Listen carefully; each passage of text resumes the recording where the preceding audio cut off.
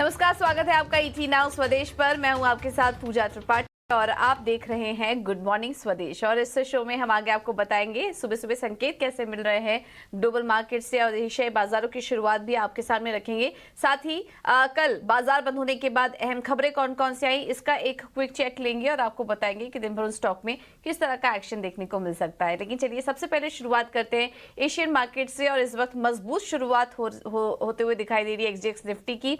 अपने ऊपरी स्तर पर करीब 56 अंक ऊपर इस वक्त एक्सजेएक्स निफ्टी की शुरुआत हो रही है। वहीं दूसरे एशिया बाजारों की बात करें तो जापान और कोरिया के बाजार में बढ़त है, लेकिन चीन और हांगकांग के बाजार में हम देख रहे हैं कि हल्का दबाव वहां पर देखने को मिल रहा है। तो काफी मिलीजुली शुरुआत है, लेकिन एक्सजेएक्स निफ्टी इस वक्त अच्छी शुरुआत यहां पर इंडिकेट होते हुए नजर आ रही है।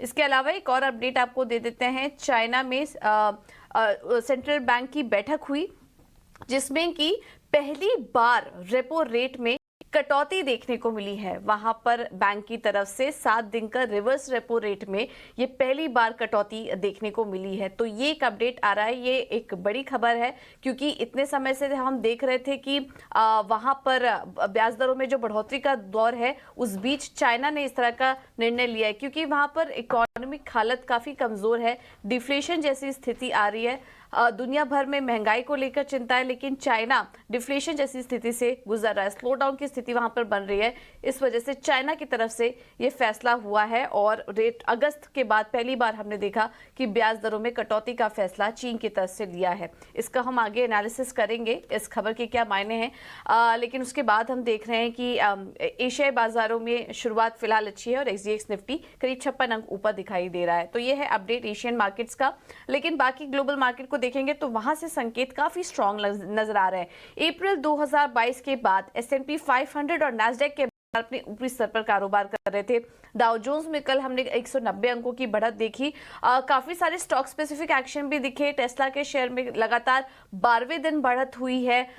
ओरेकल के नतीजे अनुमान से अच्छे आए, उसके चलते 4% की तेजी थी। और एप्पल ये शेयर ऑल टाइम हाई पर कारोबार कर रहा था। तो ये नैस्डैक, ये जो हैवी वेट टेक शेयर्स थे, वहां पर कल हमने अच्छी बढ़त देखी, जिसकी वजह से नैस्डैक कल 1.5% की अच्छी मजबूती के साथ कारोबार कर रहा था। इसके अलावा कुछ इवेंट्स भी हैं जिस पर कि हमारी नजर रहेगी। आज यूएस में महंगाई के आंकड़े आएंगे। अनुमान है कि पिछले महीने के 0.4% के बढ़त के सामने इस बार 0.1% की ही बढ़त देखने को मिल सकती है। ये अनुमान है फिलहाल। अब देखना होगा कि महंगाई के आंकड़े कैसे आते हैं और उसके बाद फेड की चाल, फेड का फैसला क्या होता है, ये भी हम देखेंगे, क्योंकि आज से 2 दिवसीय फेड बैठक शुरू हो चुकी है। अनुमान ये लगाया जा रहा है, करीब 78% जानकारों का ये मानना है कि ब्याज दरों में कोई बदलाव नहीं होगा। इस बार फेड पॉज निर्णय ले सकता है। तो ये कुछ डेवलपमेंट हो रहे हैं अमेरिकी बाजारों में। ये 2 दिन बहुत इंपॉर्टेंट होने वाले हैं ग्लोबल मार्केट की चाल के लिए, भारतीय बाजारों के लिए। तो इस पर हमारी नजर रहेगी। लेकिन उसके पहले हम देख रहे हैं कि अच्छी मजबूती दिखाई दे रही है यूएस बाजार में। यूरोप के बाजार में कल मजबूती के साथ क्लोज हुए हैं।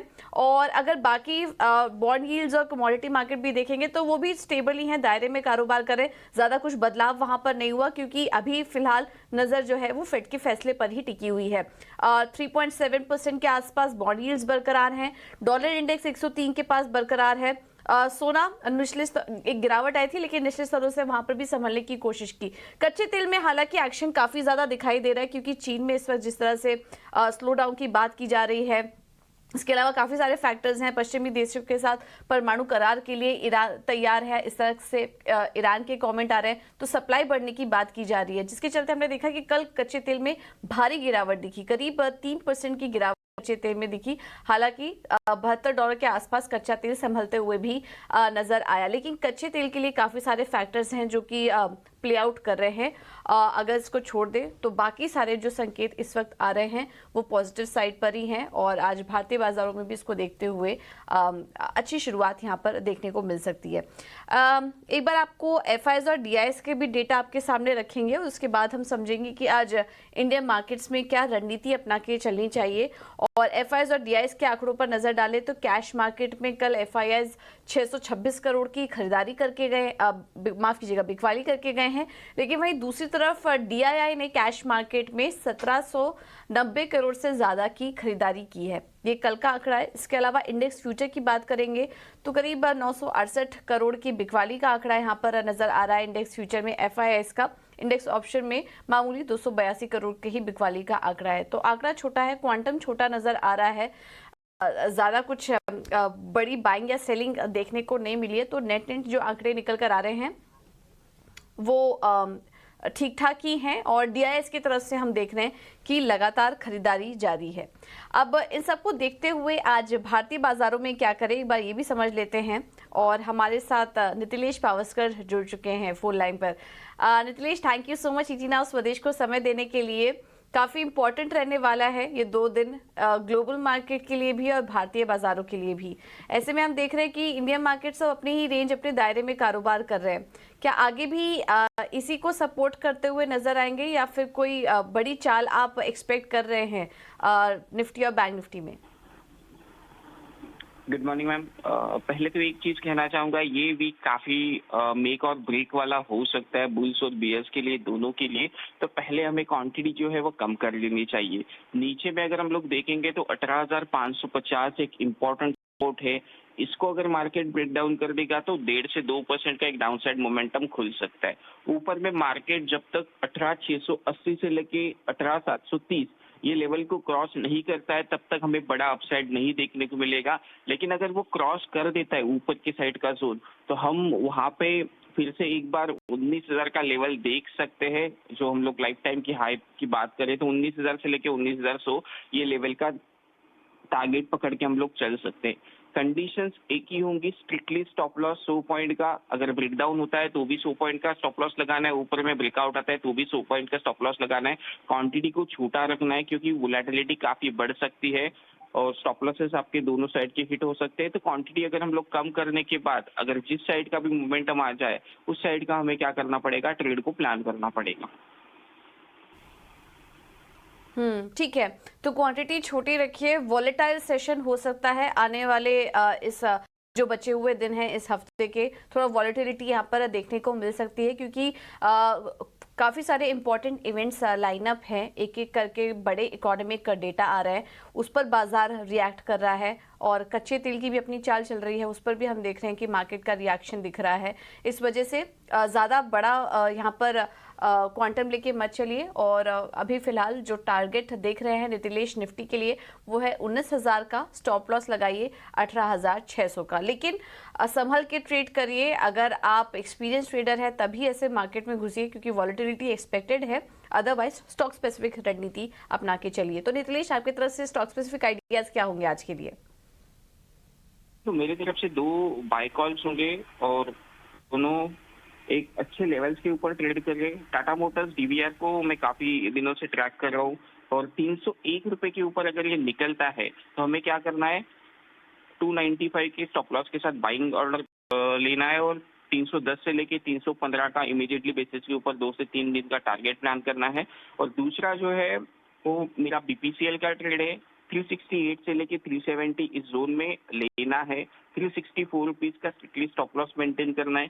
385 से लेके 400 ये टारगेट के लिए हम लोग प्लान करेंगे। ये थोड़ा सा मेरा 7 से 8 दिन का व्यू होगा। लेकिन अगर BPCL 390 रुपीज के ऊपर सस्टेन होता है तो मैं वहां पे पोजिशनल में या फिर शॉर्ट टर्म इन्वेस्टमेंट इसको कन्वर्ट करना पसंद करूंगा। और ऊपर में टारगेट फिर 450 से लेके 600 ये लेवल के ऊपर हम लोग देखेंगे। इंडेक्स के ऊपर मैं फिर से एक रिपीट करूंगा, जब तक ब्रेकआउट नहीं आता है तब तक हमें बाइंग नहीं करना है 730 का, और 850 का लेवल ब्रेकडाउन नहीं होता है तब तक हमें सेल साइड की पोजीशंस नहीं बनानी चाहिए। एज ए डिस्क्लोजर, मेरा इंडेक्स के ऊपर काफी पहले का एक जो शॉर्ट कॉल है मैंने मेरे अकाउंट में लेके रखा है। ओके, ठीक है। तो ये है व्यू बाजार और स्टॉक स्पेसिफिक रणनीति भी आपको बता देंगे। टाटा मोटर्स DBR 301 के ऊपर खरीदारी करिए। यहाँ पर आज भी तेजी एक्सपेक्टेड है और बीपीसीएल में भी, क्योंकि कच्चे तेल में हमने गिरावट देखी थी कल, बीपीसीएल में शानदार तेजी थी। आज भी वहाँ पर आप 368 370 के लेवल्स के आसपास दिखे तो खरीद लीजिए। 385 400 का होगा टारगेट। स्टॉप लॉस लगा रहे हैं 364 का। तो ये दो कॉल है। आगे कुछ और भी ट्रेडिंग आइडियाज आपके सामने रखेंगे, लेकिन कल F&O सेटअप कैसा था और उसको देखते हुए आज के लिए क्या लेवल्स हमें ध्यान में रखने चाहिए, ये एक बार समझ लेते हैं। और डिम्पी हमारे साथ जुड़ चुके हैं पूरी जानकारी लेकर। डिम्पी, गुड मॉर्निंग, बताइए। गुड मॉर्निंग पूजा। पिछले 11 दिन से हम आपके सामने एक ही बात कर रहे हैं कि market still in the range है। वो अभी भी रेंज आप देख ही रहे होंगे, वो नो ब्रेकआउट्स, नो ब्रेकडाउन्स, और अभी भी वैसी उसी रेंज में आज भी शायद मार्केट आपको काम करेगा। और अगर आप कोशिश करें इंडेक्स के अलावा स्टॉक्स को चुने, थीम को चुने, क्योंकि मार्केट के अंदर थीम बेस्ड काफी काम हो रहा है। रही बात स्टॉक्स इंडेक्स के अंदर कुछ खास नहीं हुआ। कल के सेशन में भी हल्की सी शॉर्ट कवरिंग निफ्टी के अंदर हुई और थोड़े से फ्रेश शॉर्ट्स बने थे बैंक निफ्टी के अंदर। लेवल के हिसाब से देखें तो 18,500 मार्केट के लिए, निफ्टी के लिए एक अहम सपोर्ट एरिया है। 750 700 एक रेजिस्टेंस एरिया है। इस 200 पॉइंट के रेंज में अभी भी निफ्टी फंसा हुआ है। रही बात बैंक निफ्टी की, 44,000 को बार बार रीटेस्ट कर रहा है। कल भी उसके जस्ट नीचे जाके क्लोज हुआ है, इसलिए आज फिर से क्रिटिकल पॉइंट होगा बैंक निफ्टी। आप बैंक निफ्टी को जरा गौर से देखिएगा। अगर बैंक निफ्टी जितना ज्यादा समय 44,000 के ऊपर निकालेगा और जो थोड़ा बहुत पुल बैक दिखाएगा 44,200 तक का, तो आप समझिएगा कि मार्केट स्ट्रांग है। और जितना समय 44,000 के नीचे बिताएगा और पुल बैक दिखाएगा 43,800 की तरफ, तो सोचिएगा मार्केट वीक है। तो रियल इंडिकेटर के तौर पर इस समय आप बैंक निफ्टी को लगा सकते हैं, वो आपको थोड़ा जज अच्छे से करके देगा। रही बात F&O में एफआईज के कामकाज की, देखिए कोई खास एग्रेशन उनका दिखा नहीं। 200 करोड़ रुपए के आसपास की कैश की सेलिंग दिखी। फ्यूचर्स में कोई ऐसा एग्रेसिव आंकड़ा था नहीं। होल्डिंग में भी नो चेंज, 50% अभी भी उनकी होल्डिंग चल रही है। तो इंडेक्स के अंदर तो आज भी फिर से आपको सबड्यूड ट्रेड मिलेगा। हाँ, अच्छी चीज दोनों के लिए ये है कि अगर कोई बायर है तो 18,500 का स्टॉप लॉस लगा के रखे। अगर कोई सेलर है तो 18,750 का एक स्टॉप लॉस लगा के रखे। ऑप्शंस में काम ना करें, क्योंकि प्रीमियम मीटिंग हो रही है और पिछले 4-5 दिन से प्रीमियम्स इरोड हुए हैं काफी हद तक। तो थोड़ा सा बी अवेयर। और एक बात और, बृहस्पतिवार को डेलिवरी एक्सपायरी है, तो शायद आज मंगलवार में कुछ पोजीशंस बनती हुई दिखे। उसका इम्पैक्ट हम बुधवार यानी कि कल देखेंगे। तो कल थोड़ा और डिटेल में आपको इसके बारे में जानकारी रखेंगे आपके सामने। बिल्कुल, तो इसके बारे में थोड़ी और जानकारी हम कल आपके सामने रखेंगे, लेकिन इस वक्त का आपको लेवल्स बता दिए गए हैं। ये कुछ इंपॉर्टेंट रेजिस्टेंस और सपोर्ट लेवल अभी बता रहे थे निफ्टी और बैंक निफ्टी में पीसीआर की हालत, और कौन से लेवल्स आज के लिए इंपॉर्टेंट होंगे ये भी हमने आपके सामने रखे। बहुत बहुत शुक्रिया डिम्पी आपका ये सारी जानकारी देने के लिए। चलिए अब आगे बढ़ते हैं और इसके अलावा कुछ और भी खबरों फोकस करते हैं। कुछ बड़ी खबरें आई कल बाजार बंद होने के बाद और उसका रिएक्शन आज हम देख सकते हैं बाजार पे दिखेगा। इस बीच जी एंटरटेनमेंट आज फोकस में रह सकता है। यहाँ पर पैसे की हेरफेर को लेकर सुभाष चंद्रा और पुनीत गोयनका के खिलाफ सेबी का सख्त फैसला आया है। सेबी ने दोनों लोगों को लिस्टेड कंपनियों डायरेक्टर या दूसरे अहम पद लेने पर रोक लगा दी है। इस पर और ज्यादा जानकारी के लिए हमारे साथ अंकुर मिश्रा जुड़ चुके हैं। अंकुर, बताइए क्या खबर आ रही है जी एंटरटेनमेंट को लेकर? जी हाँ, सेबी ने एक इंटरिम ऑर्डर पास किया है पुनीत गोयनका और सुभाष चंद्रा के अगेंस्ट, और यहाँ पर ऑर्डर में साफ साफ बोला गया है कि सुभाष चंद्रा और पुनीत गोयनका किसी भी लिस्टेड कंपनी में कोई मैनेजरियल पोजीशन यानी कि डायरेक्टर नहीं रह सकते हैं। आपको हम याद दिला दें, पुनीत गोयनका इस समय जी एंटरटेनमेंट के एमडी और सीईओ हैं और सुभाष चंद्रा एसएल ग्रुप के चेयरमैन हैं। यहाँ पर इस ऑर्डर का जो कारण है वो ये बताया गया है कि यहाँ पर सेबी का एलिगेशन है कि जो कंपनी है जी एंटरटेनमेंट, वहाँ पर साइफनिंग ऑफ फंड्स हुआ है। इनफैक्ट ऑर्डर ये भी यहाँ पर आरोप लगाता है कि ये जो कॉर्पोरेट गवर्नेंस है वो जी में ठीक से फॉलो नहीं हुआ है। ऑर्डर साफ साफ यहाँ पे बोलता है कि जो फ्लैगशिप कंपनी जी है उसको पिगी बैंक की तरह यूज किया है चंद्रा साहब और पुनीत गोयनका जी ने। तो यहाँ पर एक एलिगेशंस यहाँ पर कंपनी की तरफ ये भी लगाया गया है कि जो FY20 की एनुअल रिपोर्ट थी वहां पर सही जानकारी नहीं दी गई कि एसोसिएट कंपनी से जो रूट किया हुआ पैसा है वो वापस आ चुका है। साथ ही साथ जो जी का शेयर प्राइस ड्रॉप हुआ है FY19 में जो 600 रुपए के करीब था और जो गिरकर बाद में 200 के नीचे चला गया, वहां पर भी सवाल उठाए गए हैं कि अगर कंपनी प्रॉफिटेबल थी तो वहां पर शेयर प्राइस ड्रॉप हुआ और प्रमोटर्स ने उसी समय अपनी हिस्सेदारी क्यों कम कर दी। तो ये सारे सवाल इन्वेस्टिगेशन में उठाए गए हैं। जो रिस्पोंडेंट्स हैं वो अपनी अपील 21 दिन तक दायर कर सकते हैं और जी के बोर्ड को भी ये जो ऑर्डर है वो बोर्ड के सामने 7 दिनों के भीतर रखना होगा। अब देखना ये होगा इस पूरे मामले का जो जी और सोनी मर्जर है उस पर क्या असर होता है। बिल्कुल, बहुत बहुत शुक्रिया अंकुर आपका ये सारी जानकारी के लिए। तो एक तरफ जी और सोनी के मर्जर की बात चल रही है, उस तरफ प्रोग्रेस हो रहा है, लेकिन ये एक बड़ा रोड ब्लॉक हो सकता है मर्जर की प्रक्रिया पर, क्योंकि गवर्नेंस को लेकर अब यहाँ पर सवाल उठाया जा रहा है। तो ये बड़ी खबर है, सेबी का सख्त फैसला आया है इस पर, जिसकी कि अंकुर जानकारी दे रहे थे और इसका आज रिएक्शन हम आज स्टॉक पर देख पाएंगे। चलिए, ये तो एक बड़ी खबर थी आज के लिए, और इसके अलावा और कौन कौन से खबरें आई हैं कल बाजार बंद होने के बाद, इस पर पूरी जानकारी लेकर शरद हमारे साथ जुड़ चुके हैं। शरद, गुड मॉर्निंग। गुड मॉर्निंग पूजा। तो आईसीआईसीआई लोम्बार्ड सबसे पहले फोकस में रहेगा, जहां पे आईडिया ने अप्रूवल दे दी है कि यहाँ एसबीआई म्यूचुअल फंड अपनी 10% तक जो है स्टेक हिस्सेदारी कंपनी में ले सकती है। आइनॉक्स और आइनॉक्स विंड एनर्जी फोकस में रहेगा। अब आइनॉक्स विंड एनर्जी जो है मर्ज होने वाली है आइनॉक्स विंड में, और अब जो है शेयर होल्डर रेशियो आया है। अगर आप 10 शेयर्स होल्ड करते हैं आइनॉक्स विंड एनर्जी में तो आपको ऑलमोस्ट 158 शेयर्स मिलेगा आपका आइनॉक्स विंड में। इसके बाद इंपॉर्टेंट बात यह है कि जो शेयर होल्डर्स हैं आइनॉक्स विंड एनर्जी के, उनके लिए ये बेनिफिशियल रहने वाला है। बलरामपुर चीनी मिल्स में सोसाइटी जनरल ने जो है ऑलमोस्ट 0.5% स्टेक ली।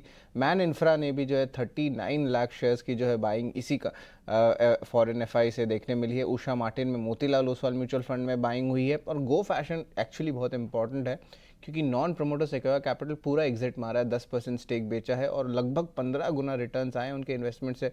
अगर नवंबर 2014 से देखें तो बायर्स इंक्लूड करते हैं BNP Paribas, ICICI Prudential mutual fund, Kuwait investment authority, और बड़ा नाम एक और वो है सोसाइटी जनरल, लगभग 1.5% स्टेक उन्होंने खरीदी। ऑर्डर्स की बात करें तो इंजीनियर्स इंडिया को मिला है ओएनजीसी की तरफ से ऑर्डर लगभग 500 करोड़ का। एचएफसीएल में भी जो है लगभग 81 करोड़ का ऑर्डर विन आया है। और एसजीवीएन की बात करें तो 200 मेगावाट में एक ऑर्डर आया जिसका प्रोजेक्ट कॉस्ट लगभग 1400 करोड़ का है। जेएसडब्ल्यू स्टील प्रेफर्ड बिडर है आपके माइनिंग लीज को लेके। अब ये जो है आयरन ओर है गोवा के सेगमेंट में।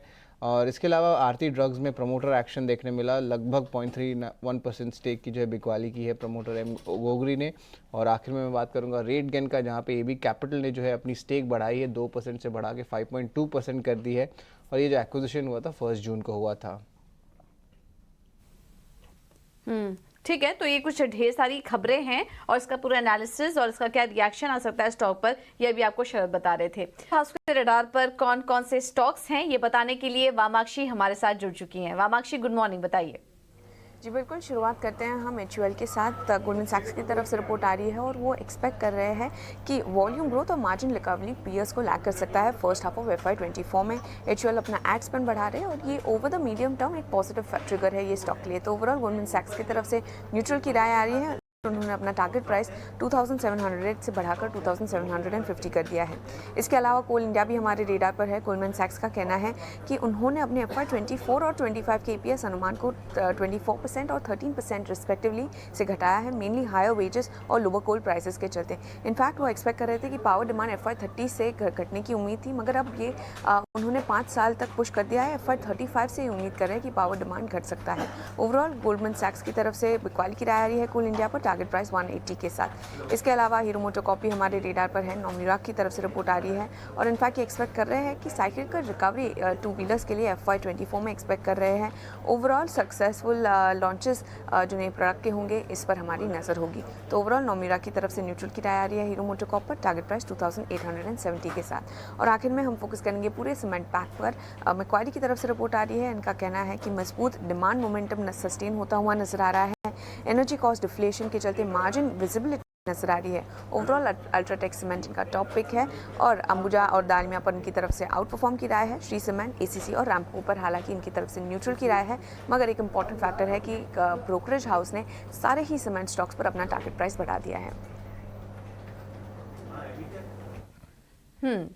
बिल्कुल, बहुत बहुत शुक्रिया वामाक्षी आपका ये सारी जानकारी देने के लिए। तो सीमेंट स्टॉक्स आज फोकस में रह सकते हैं। मैक्वायरी की रिपोर्ट आई है, इसके चलते आप यहाँ पर नजर रखिए। चलिए अब आगे बढ़ेंगे। कमोडिटी मार्केट में आज क्या करें, क्विकली ये समझ लेते हैं। हमारे साथ एसएमसी ग्लोबल सिक्योरिटीज से वंदना भारती जुड़ चुकी हैं। वंदना, थैंक यू सो मच इटीना स्वदेश को समय देने के लिए। कहाँ नजर रखें आज कमोडिटी मार्केट में? जी, थोड़ा सा प्रेशर बना रहेगा। इनिशियली थोड़ा सा अपसाइड आता हुआ देख सकते हैं, लेकिन मेजर ट्रेंड यहाँ पे डाउनसाइड का रहेगा। तो गोल्ड में मैं सेल कॉल रिकमेंड करूंगी। 59,500 पे सेल इनिशिएट करना चाहिए। 59,200 का टारगेट रखना होगा। स्टॉप लॉस यहाँ पे पेश करना होगा 59,650 का। एक कमोडिटी क्रूड है यहाँ पे, पावरफुल कमोडिटी है, लेकिन लगातार एक फॉल दिख रहा है यहाँ पे आता हुआ, और मैक्रोज भी यहाँ पे नेगेटिव सेंटिमेंट्स ही बता रहे हैं। तो 55-75 के करीब एमसीएक्स क्रूड को सेल करना है। 5500 का टारगेट रखना है। स्टॉप लॉस यहाँ पे लगाना होगा 5610 का। ठीक है, तो ये है व्यू कमोडिटी मार्केट पर। गोल्ड में बिकवाली करने की राय और कच्चे तेल में भी बिकवाली करने की राय। यहाँ पर वीकनेस बढ़ सकती है 5500 के लेवल्स के लिए, आप यहाँ पर बिकवाली करके चलिए। Alright Vandana, thank you so much आपका समय देने के लिए और ये रणनीति सुझाने के लिए। नमस्कार।